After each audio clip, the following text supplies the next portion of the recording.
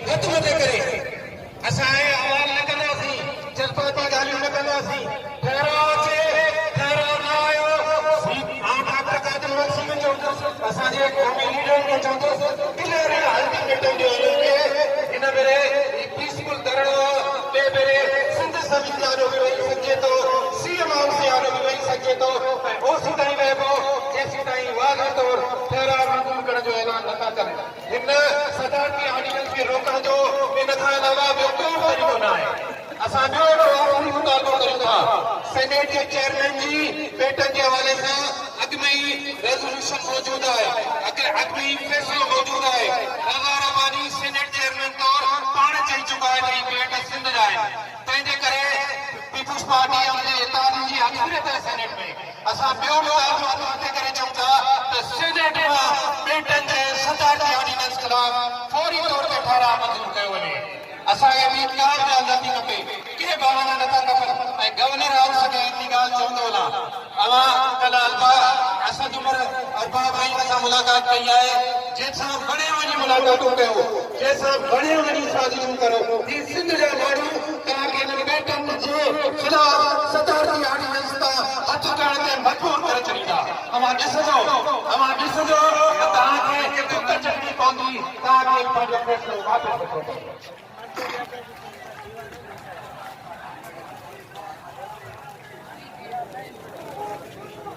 Social democratic party के सरबराह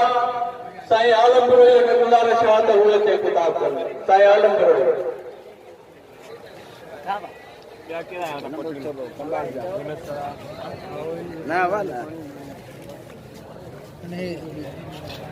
बिस्मिल्लाहिर्रहमानिर्रहीम। असां मां जेको आहे सो सोशल डेमोक्रेटिक पार्टी जे तरफ़ां डॉक्टर साहब जे सॾ ते जेको आहे लपेट में असां हिन में शामिल थिया आहियूं। ऐं डॉक्टर साहब खे मां जेको आहे सो इहो यकीन थो ॾियारायां त सिंध ते कंहिं बि इशू ते तव्हां अॻिते वधो, इनशाला असां तव्हांजे साथ साथ गॾु हूंदासीं। हाणे हिननि जेको Pakistan island development authority ordinance issue कयो आहे, पीड़ा ॼण घणनि मुक़ररनि चयो, पर मां वधायां थो त इहो जेको आहे असांजे आर्टिकल असांजे कॉन्स्टिट्यूशन जे हिकु न बल्कि 4-5 आर्टिकल्स जे ख़िलाफ़ आहे। जंहिं आर्टिकल में सूबनि जो जेको आहे जोग्राफिकल बाउंड्रीज़ मेंशन थियल आहिनि उनजे ख़िलाफ़ आहे, ऐं आर्टिकल जंहिंमें फेडरेशन जा पावर्स ॾेखारनि था ऐं प्रामिस जा उनजे ख़िलाफ़ आहे। ऐं आर्टिकल 172 जा 3 सेक्शन्स आहिनि जंहिंमें ॿुधाइनि था त समंदर ऐं समंदर में मौजूदु जेकॾहिं आला गैस ऐं नएरा उनजो अमूल सिंध में प्रामिस में केतिरियूं आहिनि, ऐं जेको आहे फेडरेशन जी हद किथां शुरू थिए थी। सो इहो आइन जे ख़िलाफ़ आहे। ऐं यूएन जा कन्वेंशन्स आहिनि त कंहिं बि आइलैंड खे या इलाइक़े खे तव्हां डेवलप था कयो, पोइ तव्हांजे लोकल माण्हुनि खे तव्हां उन्हनि जे समाजी, मुआशी ऐं तहज़ीबी जेको राइट्स आहिनि, सावरन राइट्स, उनजो ख़्यालु कंदव, उन्हनि जो जेको आहे प्रोटेक्शन कंदव। हिन राति जे ऊंदाई में जेको आहे सो ऑर्डिनेंस पास करे ऐं सिंध जे जेके एसेट्स आहिनि, सिंध जे प्रॉपर्टी ते जेको आहे सो हिननि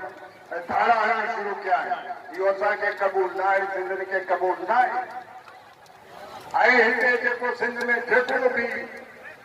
जेका बि क़ौमियत या माण्हू आहिनि, पोइ इहे चाहे प्रोई हुजनि, फलोट हुजनि, सिंधी जो कहिड़ो पाड़ो हुजे, असां जेको आहे सिंध जे तहफ़ुज़ जे लाइ, सिंध जे हुकूक जे लाइ कंहिं बि क़ुर्बानीअ खां दरेक न कंदासीं। उन मौक़े मां सैयद मुराद अली शाह खां इहो मुतालबो थो कयां त सिंध असेंबलीअ जो इमरजेंसी सेशन घुराए ऐं हिन ऑर्डिनेंस खे रद्द करे छॾ। जेकर इहे न कंदे त असांजा हे ॿाहिरि सिंधी सम्झण में हक़ बजानिब हूंदा त शाह साहब तुंहिंजे कंधे ते कहे कुले ते जेको आहे कंहिं अयाल अलीअ जो जेको आहे हक़ आहे ऐं तूं पंहिंजो जेको आहे अकल ऐं दिमाग़ी इस्तेमालु नथो करे thank you very much Sindh के मज़ामती शायर ऐं सिंध अवामी सतह जे अॻुवान साईं महबूबाई ऐं गुज़ारिश आहे त उहे किताब साईं महबूबाई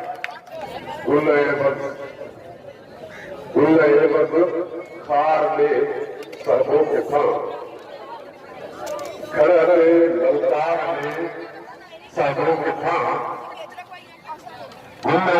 खार में सबो किथां खड़े ललकार में सबो किथां कहिड़े कम जा ऐं भाई कई हुई मां नवाब हूंदो मुझे दिल में 64 में भी बुलाया नवाब हूंदो मालदार हूंदो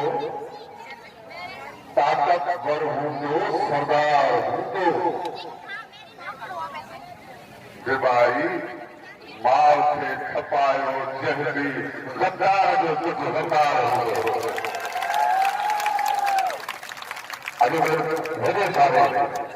हेॾे सारे हुजूम में जमे रसूल में सब हम आवाज आहियूं ऐं सभु चवनि था त खाई रीते रेड़ी या भक्त नाला सिंध पंहिंजे पीर जी मिल्कियत जो आहे असां सिंध जी हिकिड़ी चवणी आहे त पेट न पारे कुटा धारे पंहिंजी मूरत कोन थी शौक़ वरी मूरत वारा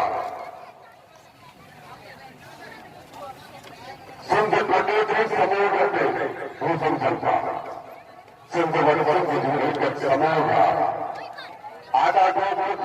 मशरन ॾेकर वारा खत ॾिना पियो तव्हां ॿुधी था पर सिंध कौम भरपूर ॻोठ वारो जेको कॾहिं हुन में हयो त वरी अची ॾेकनि ते बीठा उन्हनि ॻोठनि ते छा था चवनि त कुते जेके माही थी रहनि था उन्हनि जी ज़िंदगी पैदा कंदी सभिनी खे विच में रहंदड़ माही एतिरो लाचार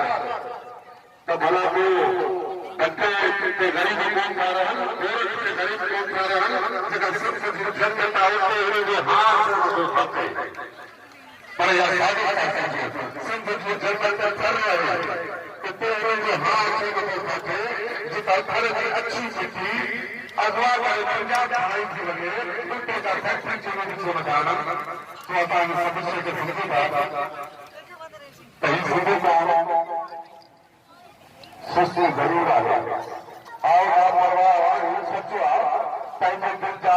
शाह आहियूं सचो आहे थी सघे गुमराह आहियूं सचो आहे पर सिंधी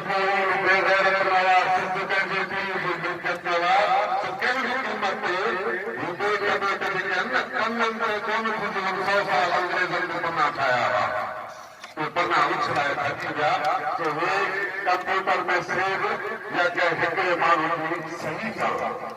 सिंध जा सौदागर थींदा त हू सिंध कौम उन शइ खे कतई हर क़ीमत ते क़बूल कोन कंदी ऐं असां पंहिंजे ॿेटनि खे मफ़ाद जी सरपरस्ती खे सिंध ते हरी जी बिना खे रद्द था कयूं मज़म्मत सां गॾु मज़ाहरत सां कंदासीं सिंध जो हिंद कोन ॾींदासीं धरती जे गॾारो करे छा हूंदो धरती जे गॾारो करे छा हूंदो भल भाउ सॼे ज़ोर हुजे भाउ न थींदो जंहिंजे ज़मीन में न हुजे सिंध परस्ती सैयद हुजे भलो पर शाहबाज़ न थींदो ऐं कश्मीर खां कराची नंगरबार खां भाई सिंधीअ खे हिक में इज़त निभाउ न थींदो तव्हां सभिनी वॾी महिरबानी आख़िर में सिंध खपाइण में लानत तो सिंध खपाई तो सिंध खपाई तो सिंध खपाई तो लख लानत हुजे हर गुजारिश कयां थो अब्दुल हफीज़ बिगाड़ी साहब जमायत इस्लामी के अॻियां बिस्मिल्लाहिर्रहमानिर्रहीम। को दौर ईंदो मज़लूम तुंहिंजो, को दौर ईंदो मज़लूम तुंहिंजो, अॼु राति अंधेरी कारी आहे, सभु सूर विला मज़लूम हलिया, जे बाग फुटी त बहारी आहे, जे बाग फुटी त बहारी आहे। हिते किस्मे किस्मे कहर थी आहे, हिते किस्मे किस्मे कहर थी आहे, तबाह असांजा शहर थी आहे, कंहिं बाहि असां लाइ बारी आहे, कंहिं बाहि असां लाइ बारी आहे। मोहतरम जनाब डॉक्टर कादिर मक्सी साहब ऐं मुख़्तलिफ़ पार्टियुनि खां सावाबिक़ साहिबानो, सिंध दोस्तो, अव्हां खे जस हुजे, अव्हां खे सलाम हुजे। जमात इस्लामी सिंध जे हक़नि लाइ, सिंध जे दोस्तनि सां हर वक़्तु इंशाअल्लाह गॾु आहे, गॾु सदर जे हाजी नज़ीर असां मुसम्मत कनि था। सिंध जा पेट, सिंध जा जज़ीरा, सिंध जो चपे चपे जी असां हिफ़ाज़त कंदासीं, इंशाअल्लाह हिनजी मुदावत कंदासीं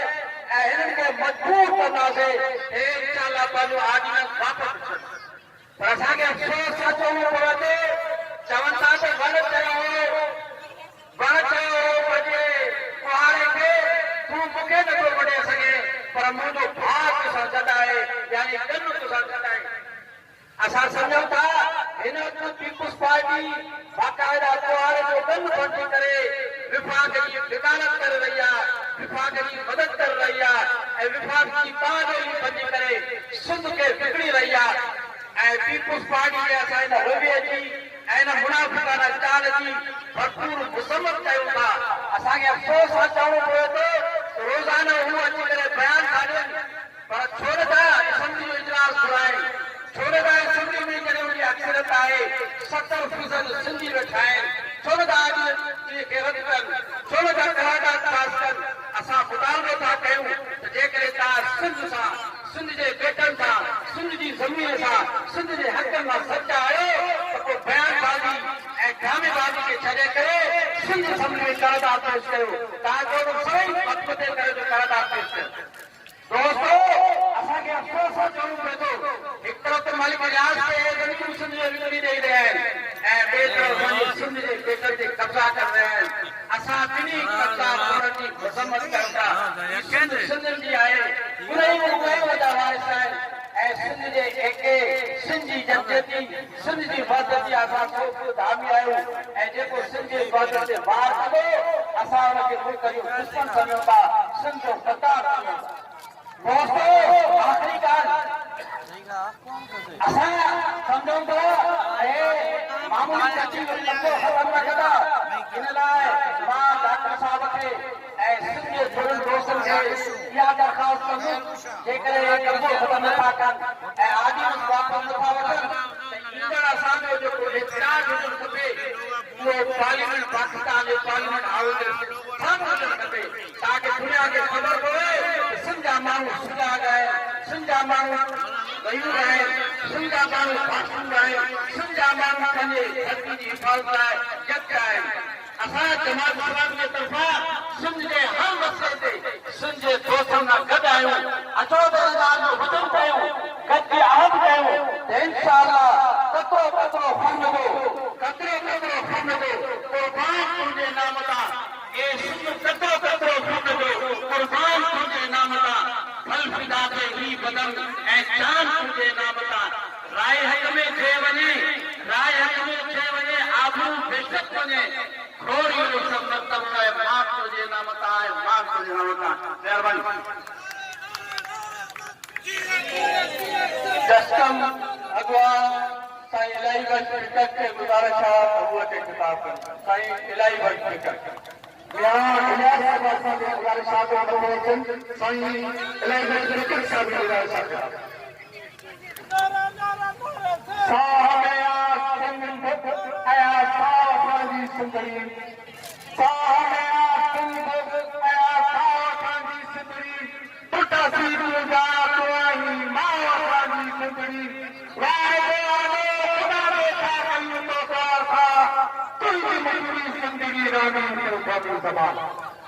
मुझे धरती जवाब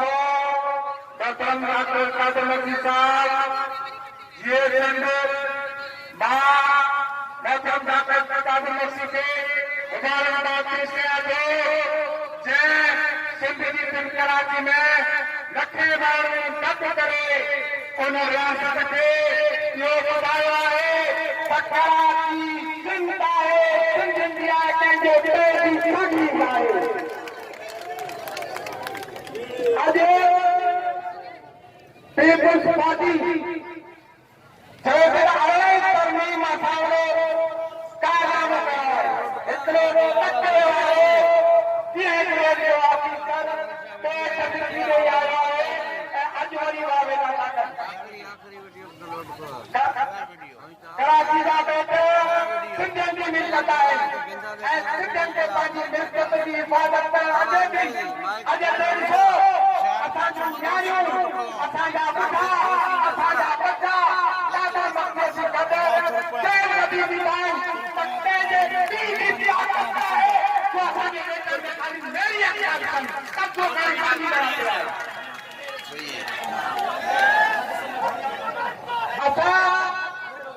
असां पीपुल्स पार्टी वारनि खे चऊं था त डामेबाज़ी बंदि कयो तव्हां पाण मुराद साहब सिंधी माण्हू तव्हांजो वोट ॾिना आहिनि सिंध जी हिफ़ाज़त जे लाइ तव्हांखे इहा ताक़त न आहे इख़्तियार आहे असीं ज़मीनूं सिंध जा पेट जे हवाले कयो ऐं तव्हांखे अगरि ज़रूरत आहे त सिंध असेंबली में अक्सीरत तव्हांजी आहे इहा करारदाद पेश कयो त सिंध जी हिफ़ाज़त करे उनखे बर्दाश्त खुदा दो ऐं कराची जो सिंध जेको करे उनखे तव्हां बर्दाश्त करायो त आईंदा कंहिंजे पीउ जी ताक़त न हुजे कंहिं वक़्तु आहे मां चवंदुसि त दुश्मन चाहे कहिड़ो दुश्मन चाहे कहिड़ो ॾाही न सघंदो नक्शो सुठो फिरंदो रहंदो रखो असांजो चवंदो रहंदो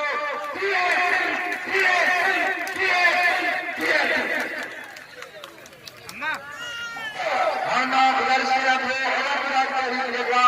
अमीर नक्शा के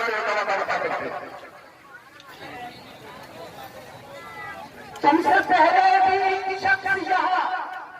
मसला कश्मीर था उसको भी अपने खुदा होने पे इतना यकीन था मुझे मोहतरम दोस्तों साथियों एक यादाश्त डॉक्टर साहब तुम पेश करना मां नंढो यादाश्त सिर्फ चंद मिंटे के अंदर तव्हांखे रखणु चाहियां थो सिंधी माण्हू जी जद्दोजहद जी परखड़ा सिर्फ टे मिनट तव्हां वठणु चाहियां थो त 1 मिनट में जॾहिं उन वक़्त जो डिक्टेटर हो उनखे लॻो त बॉलीवुड केरु कोन करे सघंदो इहे ई हारी हुआ इहे ई मजबूर हुआ इहे ई साबित कया इहो बॉलीवुड ॾिठो इहो दुनिया ॾिठो उन खां पोइ जॾहिं जनरल ज़ियाउर कयो जॾहिं रोडनि ते इन्हनि हारियुनि खे इन्हनि मज़दूरनि खे कोड़ा लॻंदा हुया कोड़ा लॻण मां बचंदा हुया अहिड़ी क़ौम सां फिटाईंदा आहियो ऐं हाणे असांजो जेको नौजवान जे कल्ह अञा जनरल मुशर्रफ खे ॾिठो इन ई कराची जे चौकनि ते मुख़्तलिफ़ वारे चवंदो हो मां कालाबाग जब खाईंदुसि अॼु पुछो बि चवंदो था अॼु किथे आयो कालाबाग ते अरे जॾहिं तुंहिंजा अबा दादा 5 मिनट में कोन बचाए सघिया जॾहिं तुंहिंजा अबा दादा कालाबाग गेम ठाहे कोन सघिया सिंधी माण्हुनि खे छुटाए कोन सघिया त तूं छा कमाए तूं सिंधियुनि खां हिकु हिकु त वठी रखा हिन हार मज़दूरनि खां हिकु हिकु त वठी रखा तोखे मां मञा थो ऐं उन खां पोइ हिकु नंढड़ी गुज़ारिश ही देखकर जो मामलो कन्नड़ में रहे बैरिया टाउन BHS तव्हांखे यादि रखणु घुरिजे ऐं कराची इलेक्शन कंटेस्ट करे चुको आहियां 70,000 ते MP थिए थो सुभाणे जॾहिं इन्हनि बेटनि ते 25 लख जी आबादी थींदी इहा सॼी आबादी MP MLA में कन्वर्ट थींदी माना BHS वारा MLA थींदा बैरिया टाउन वारा MLA थींदा वरी हिते MLA थींदा भई सिंध खे जो मंसूबो आहे असीं कंहिं सूरत में कामयाब कोन थींदासीं ऐं अगरि डॉक्टर साहब के खराज तहसीन पेशानी करण चाहियां थो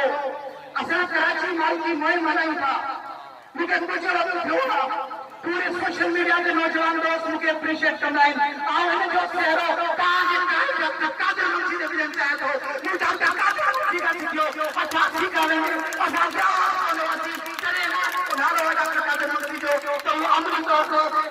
शहर की मांगी करे पियो। आखिर में सिर्फ नाम आखिरी इलेक्शन पीपल्स पार्टी वाला आहिनि ऐं वफ़ाक़ वारा नुमाइंदा आहिनि। ख़ासि तौर ते कराची वारा जब भी ॻाल्हि कनि था, कराची जी तंज़ीम जेका अची करे ॻाल्हि कंदी आहे, हीउ शहर असांजो आहे। अॼु हिननि खे नाम सिंधियुनि जो उर्दू ॻाल्हाईंदड़नि खे सोचणु घुरिजे त बाबा अगरि कराची तव्हांजो आहे त ॿिए लाइ जदोजहद छो कंदा कयो। अगरि जेको ॿिए लाइ जदोजहद करे थो सम्झो कराची उन्हनि जो आहे, हीउ शहर उन्हनि जो आहे, हीउ शहर सिंधियुनि जो आहे। तॾहिं ठाहियूं आख़िर में लतीफ़ साईं जी हिकिड़ी मयाद जेका साईं ॾिनी हुई सॼण ऐं साणे कंहिं आसिया विसरे हेठि किरी पियो हुयो वतन खे विसारियो या हेठि पीपलनि लाइ जेके चुप करे वेठा आहिनि अचो सभिनी में इजलास घुरायो ऐं बैठक खे रद्द कयो। तव्हांजी महिरबानी।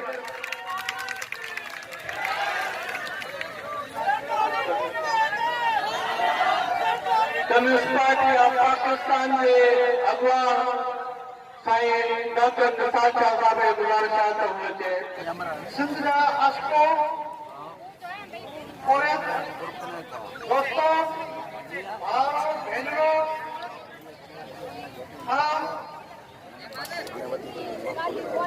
तव्हांखे इहो ॿुधाइणु चाहियां थो त असां सिर्फ़ बेटनि जे लाइ ऐं बेटनि जी मुज़ाहमत जे लाइ अॼु डॉक्टर कादिर मकसूद साहब जे सद ते शरीक थिया आहियूं। कंहिं शख़्सी या कंहिं शख़्स जे ख़िलाफ़ लानत नवामत करण जे लाइ खट न थिया आहियूं। इन करे असांजी हिन जिदोजहद जो रंग जेको आहे सो सिंध जे ख़ताब सां मजबूरी तौर ते कंदो वञे। दोस्तो हाणे अचनि था बेटनि ते ही ॿ बेट तमामु घणो अंदर परे इब्राहिम हैदरी खां आहिनि ऐं इन्हनि ॿिनि जी ज़मीन भंडार ते 12,000 एकड़नि ते मुश्तमिल हिकिड़ो टुकड़ो आहे ऐं इहो हिकिड़ो इकोलॉजी जो हिकिड़ो अजीब नमूनो शाहकार नमूनो सिंध जे तहज़ीब जो हिसो आहे ऐं इन इकोलॉजीअ खे कंहिं बि सूरत में असां ख़तमु थियण न ॾींदासीं। ऐं ही जेके आलमी सरमादार हकार आहिनि उन्हनि जा हे जेके चमचा ऐं करप्ट सियासतदान जेके एजेंट जे हैसियत सां इन खे खपाइण चाहिनि था ऐं उन्हनि खे इहो नालो ॾियनि था त हीअ तरक़ी आहे, हीअ तरक़ी थियण न आहे, हीउ कब्ज़ो आहे, हे सिंध जे धरतीअ ते कब्ज़ो आहे। असीं 43,000 एकड़ रोड में नाले में भुगड़नि मुटे ॾिना विया। मूंखे ॾाढी ख़ुशी आहे त बेटनि जे ते सिर्फ़ु तव्हां हिकिड़ी गौरव ॾेखारी आहे। बाक़ी जेकॾहिं रेड खुशकीअ जे लाइ जेकॾहिं तव्हां अहिड़ी गौरव ॾेखारी था त उहो बि परे न आहे त असीं इन्हनि गदारनि खे पकड़े ऐं उहा सज़ाऊं ॾियूं जेके हुकूमतूं नथी ॾेई सघनि। तव्हां दोस्तनि जी वॾी महिरबानी। सिंध इंडिजिनस कमेटी के बाद संसद में साथी गुजारिश गुजारिश करूंगा तकीम खैर खां असांजी भेण आई आहे एहसास आहे मुंहिंजे पाण मोहतरमा साइनाज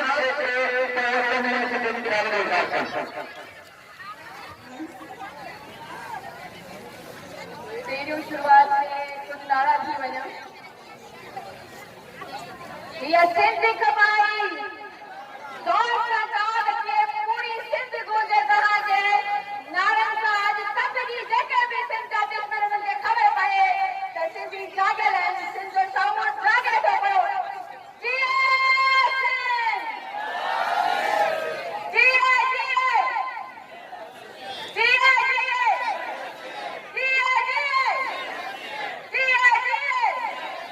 जिए जिए सरदार जी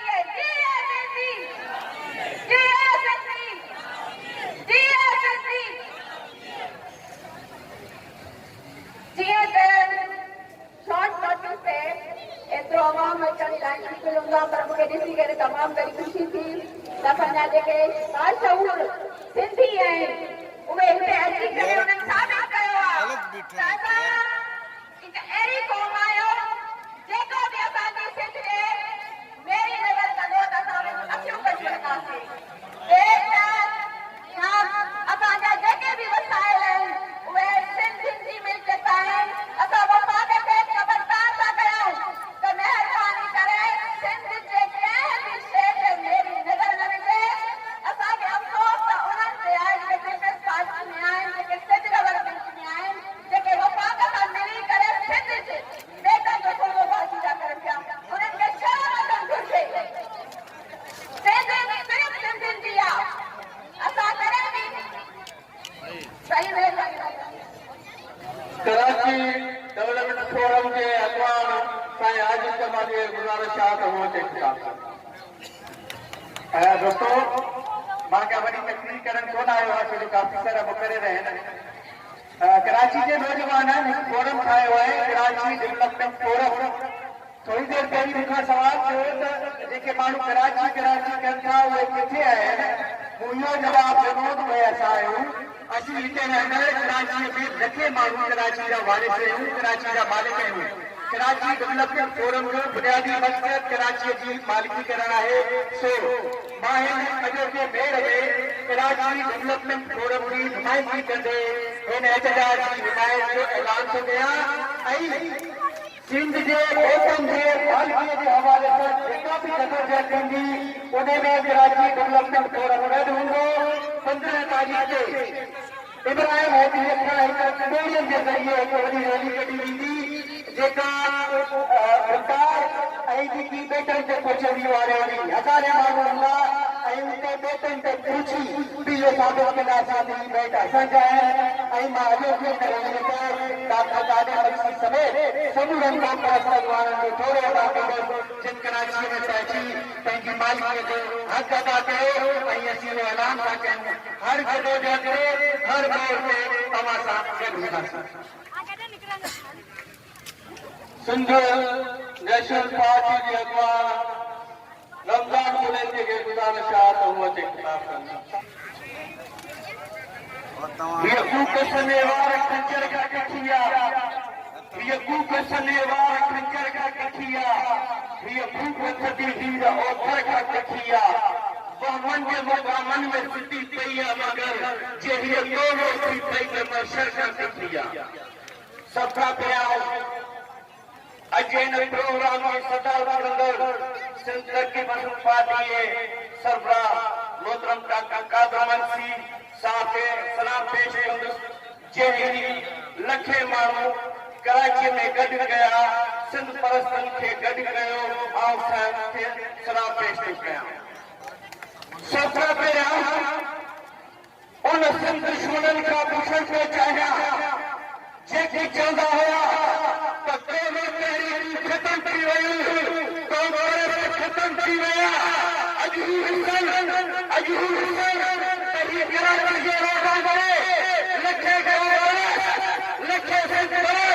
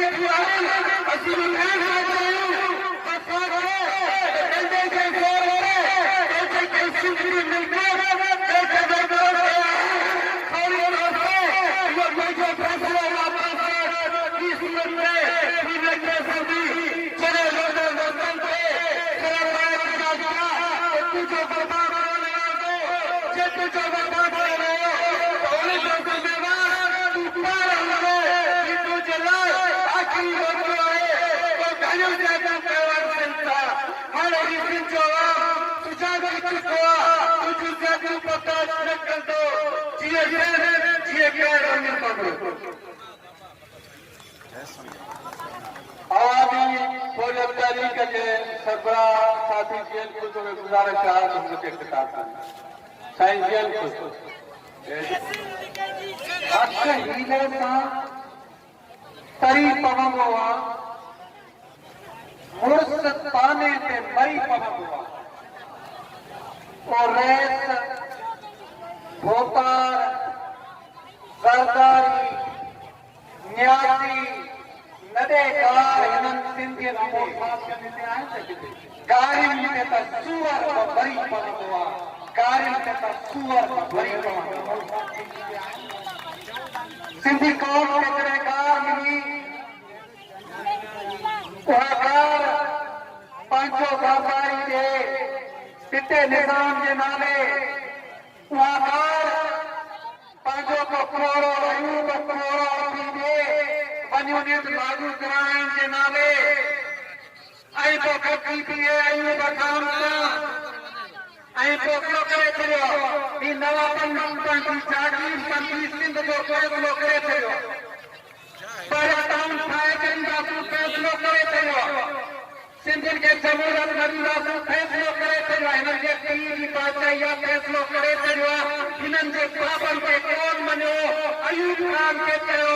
शादी तो सागरंदासीं, भली अयूब घोड़ो असां सां गॾु हुजे। जॾहिं अयूब घोड़े खे गदार कयो तूं, अॼु सॼी सिंध 70 सालनि खां पोइ चवे पई अयूब घोड़ो गदार आहे। अॼु तारीख़ चवे थी त सिंधियुनि जॾहिं चयो अयूब पुट हाय हाय, त अयूब खान जनरल जी मोकलाए कोन रही। ही कौम जे कौम जॾहिं रसूल बख़्श अली खे चयो, ही धरती जंहिंजे लाइ रसूल बख़्श अली खे चयो, ही धरती गदारनि जे लाइ तपंदी ॾाढो देर सां आहे। सिंध जे माण्हू जो मिज़ाज हूंदो आहे, फलाणी शइ खणी ईंदा ख़ैर आहे, फलाणी शइ खणी ईंदा ख़ैर आहे। पर हाणे तव्हां धरती हेठि पेरनि हेठि खणो पिया। कुझु साल मूं चयो असीं मिठे पाणी ते लॻूं पिया, असीं दरिया जे पाणी ते लॻूं पिया ऐं ही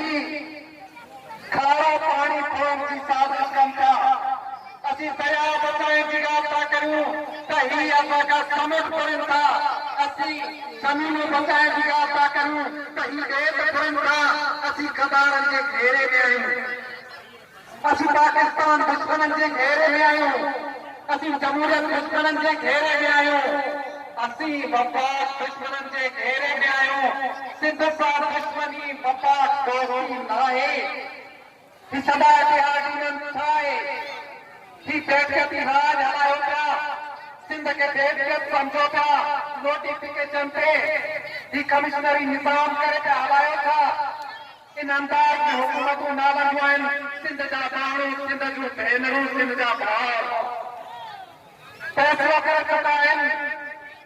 त असीं न गदारी बर्बाद कंदासीं, न गदारनि खे बर्बाद कंदासीं। सिंध तपे पई, ही देग तपे पई ऐं ही देग चवे पई जे मुंहिंजा माण्हू मुर्दाबाद, त तूं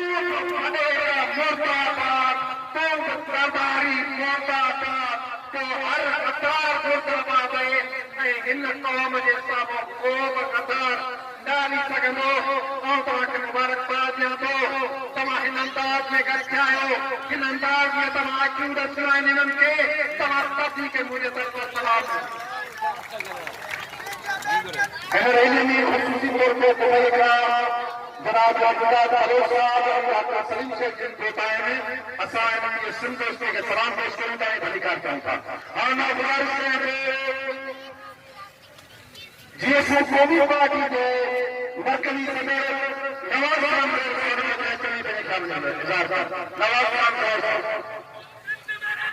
साथियों, दोस्तों,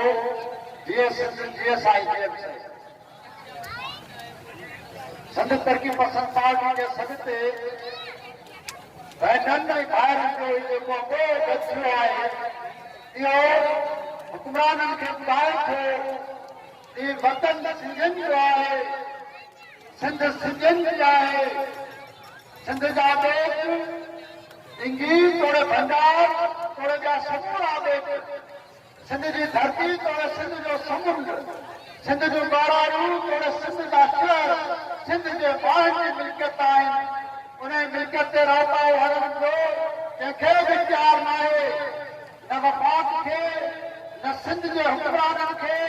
कंहिंखे बि इख्तियार न आहे त सिंध जे बेटनि जो जेतिरो कमु सिंध जे शहरनि ते कब्ज़े जी कोशिशि कनि जेकॾहिं इन क़िस्म जी कोशिशि केरु बि कंदो त तारीख़ जे घोड़नि जा पेरनि सूबुनि खे पंहिंजे पेरनि जा सितारे छॾींदा ऐं सरदारी मुराद शाह इहे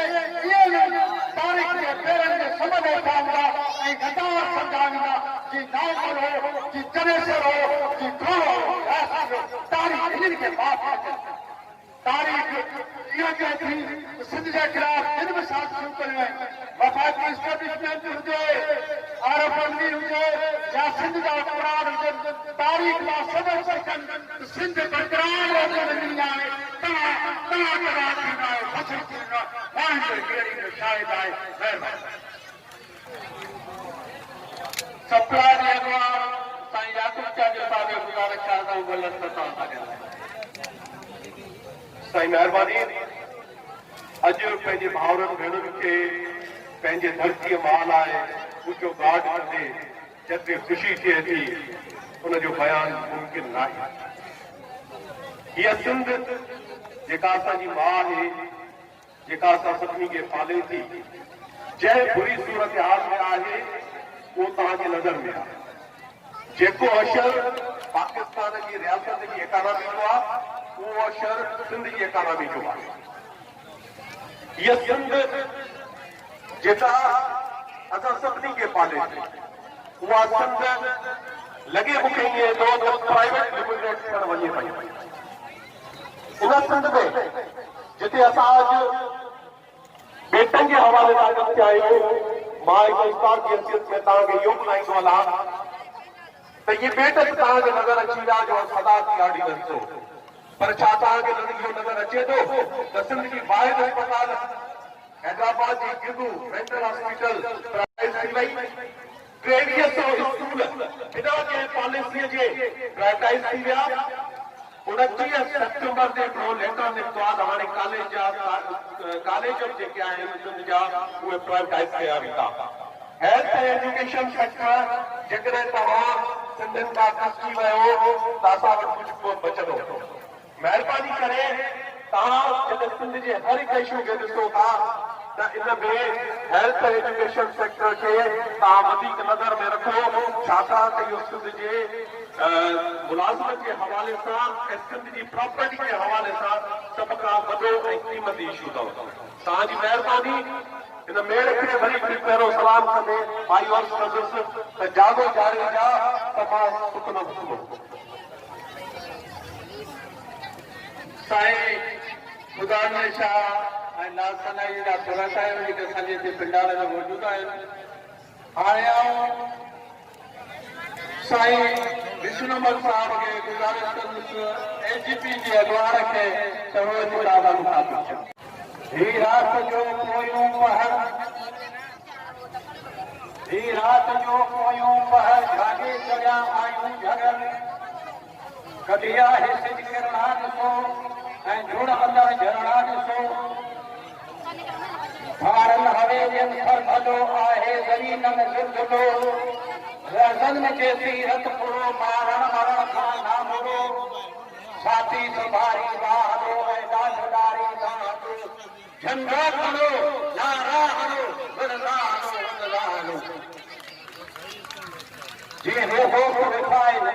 ये पार बीठल दोस्त में हीअं लाइन में वेहनि त जिते जॻह मिले त फोटू तमामु वॾो ठहंदो जेको अॼु जी ॻाल्हि आहे ईंदड़ ज़माननि खे ही तव्हांजी तस्वीर ॿुधाईंदी त सिंधी माण्हू कीअं कतरनि सां नियारियूं मर्द ॿार हीअं कतार करे वेठा हुआ नज़र फुटी वञे माण्हू न फुटनि हीअं वेही ॾेखारियो हिननि हुकमराननि खे त असां उहा क़ौम आहियूं जो ॾिसण में हर वक़्तु हर तकलीफ़ में बर्दाश्त करण लाइ तयारु आहियूं तरक़ी पसंद पार्टी ऐं डॉक्टर कादर मंत्री साहब जंहिं हिन सॼे गॾिजाणी जी अॻुवानी कई आहे प्रोग्राम जी अॻुवानी कई आहे असांखे तव्हांजे तस्वीर पेश करियूं था सुठी ॻाल्हि आहे गॾ में ॿिया दोस्त करे विया उन्हनि खे बि हीअं सिंध खे शागिर्द करणु खपंदो हो। असां समूरनि माण्हुनि खे सिंध जो खणी थी ॻाल्हाइणु खपे ऐं उनखे नंढे वॾे जी सार सफ़ात लहणु खपे, उन ते शफ़क़त जो हथु रखणु खपे। सिंध आहे जेका अरबुनि सां विड़ी हुई, जेका उन खां अॻे अरबनि सां विड़ी हुई, जेका उन खां अॻे ईरानी सां विड़ी हुई, जेका उन खां अॻे यूनानी सां विड़ी हुई ऐं लगातार हलंदी अचे, कटिजे थी, सदा तरह थिए थी, भारी नथी थिए, भूखल नथी थिए, विढ़े थी, अॻिते वधे थी, मुक़ाबिलो करे थी ऐं बीठी आहे। ही सिज लहे नथो, सिज बीठो आहे। देशनि ते कब्ज़ो जॾहिं ही पाकिस्तान न ठहियो हो तॾहिं छो न थियो हो? 1947 में काग में हिते त असांजा हुआ, तव्हांजा कोन हुआ, कंहिंजा ॿिए जा कोन हुआ। हाणे तव्हां कवी चौथा देश है तो असांजा आहे। कराची को अल्लाह को सूबा कर दो, फलान को ये टुकड़ा मुझे तोड़ के दे दो। असां चढ़िया फरियासीं जी ज़रूर आहियूं, एतिरा बेवकूफ़ कोन आहियूं। समझो सब कुछ था, इहो न थींदो बेटा, कतई न थींदो। तो सिंध जा हुआ, सिंध जा आहिन, सिंध जा रहंदा, छा जो हथ मथे खणी ॿुधायो, हथ मथे खणी पंहिंजे दर्द ताईं ॿुधायो। तो सिंध जा आहिन, कोन ॾींदासीं, छा था चओ, छुड़ंदासीं, छा था चओ, आख़िरी ॾींहं ताईं मुक़ाबिलो कंदासीं, छा था चओ, हिननि बदमाशनि खे भॼाइणो आहे, छा था चओ, हिननि अदालत जो आख़िरी नतीजो पूरो हिन धरती खे ॾियणो पवंदो, छा था चओ। तव्हांजी वॾी वॾी मुस्लिम लीग नून राजा अंसारी साहब खे गुज़ारिश आहे त चई पंहिंजी ॻाल्हि ॿुधायो। बिस्मिल्लाहिर्रहमानिर्रहीम। शबे हम में सुनहरे दिन की ताबीरें बनाते हैं कि हम जख्मों से मुस्तक़बिल की तस्वीरें बनाते हैं। हमारे सरसरे जज्बात कैदी बन नहीं सकते, हवाओं के लिए क्यों आप जंजीरें बनाते हैं। यकीन है मुझको बाजी जीतने का, फतेह मेरी है क्योंकि मैं गुलदस्ते बनाता हूँ, वो तस्वीरें बनाते हैं। सिंध जे बेटन ते कब्ज़ो करण जी ताकत आरिफ अलवी में भी ना है, इमरान खान में भी ना है, न के बेगाहों में आ, न हिननि जे पीर में आ। हे सॼी साज़िश जेके माण्हू करे रहिया उन्हनि जे पीछे में नवाज़ शरीफ़ जो हुक्म असां ॻाल्हि वादे करणु चाहियूं था त एतिरी मिटी न हलंदी जेके माण्हू बैनुल अक़वामी साज़िश जे ज़रिए सिंध जे माण्हुनि खे अक़लियत में तब्दील करणु चाहिनि था। उहे जनरल आहिनि जेके पंहिंजे आइन में लिखियल हल्फ़ जी ख़िलाफ़त कनि था, पंहिंजे हल्फ़ सां गद्दारी कनि था, पंहिंजे धरती सां गद्दारी कनि था। ऐं असांजो चवण इहो आहे त असां सिंध जे माण्हुनि सां गॾिजी करे